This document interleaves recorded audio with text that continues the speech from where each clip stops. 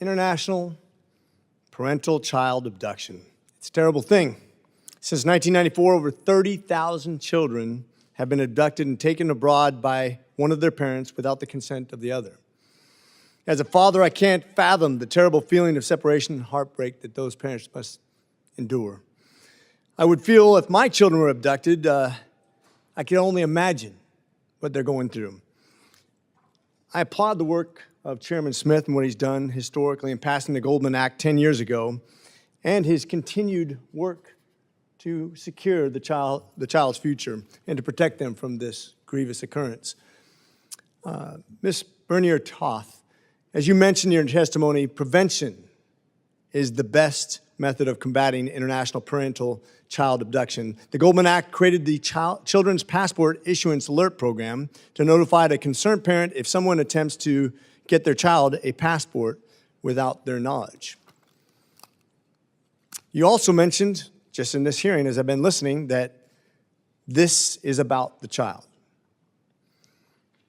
How many single parents have brought children across the southern border in the last 4 years? I'm sorry, sir, I don't have that number. I would say it's tens of thousands, just based on a thumbnail approach. How many of them had passports? Probably don't know. I don't know. Gotcha. When we used to test to see if children were related to their parents as they came across the southern border, we had about an 8 to 9% failure rate, from what I understand. We stopped testing. So my question is, if this is about children, like you say, which I do, I believe that too, it's about the child. If we don't know how many kids, by the way, we have tens of thousands of kids who came across the border by themselves. And by the way, we lost them.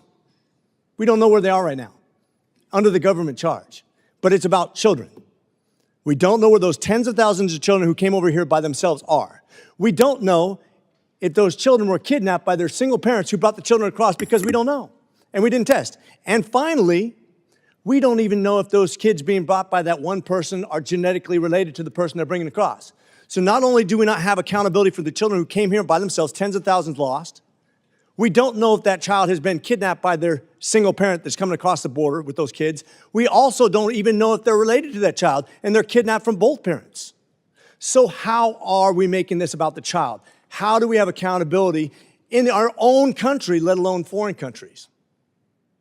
Sir, I really can't speak to issues that are related to the Department of Homeland Security and its responsibility for the southern border. I do know that we do have cases in the Office of Children's Issues of children who are brought into the United States from Mexico or across the U.S.-Mexico border, whether it's from Mexico or other countries, and where the left-behind parent has filed a Hague application or another application for the child's return.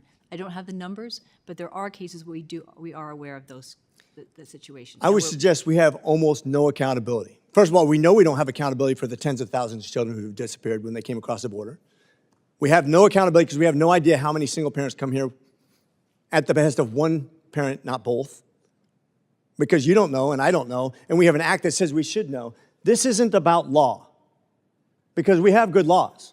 We just don't enforce them. And what I really want to make sure that people understand is we should make it about the child, but we're not. We have put politics ahead of children repeatedly in our own country, and so therefore it is absolutely obscenely hypocritical that we talk to other countries about not doing their part, when we in the United States are not doing our part. Shame on us. Shame on this administration. Shame on us for not following the law and not being accountable for the very children we're supposed to be protecting. And with that, I yield. Thank you very much, Doctor. Ms. Jacobs. Thank you, Mr. Chairman. Thanks to both of you for being here to testify on this important topic. As we all here know, the Hague Convention is an important tool to protect the lives of children both globally and domestically, and I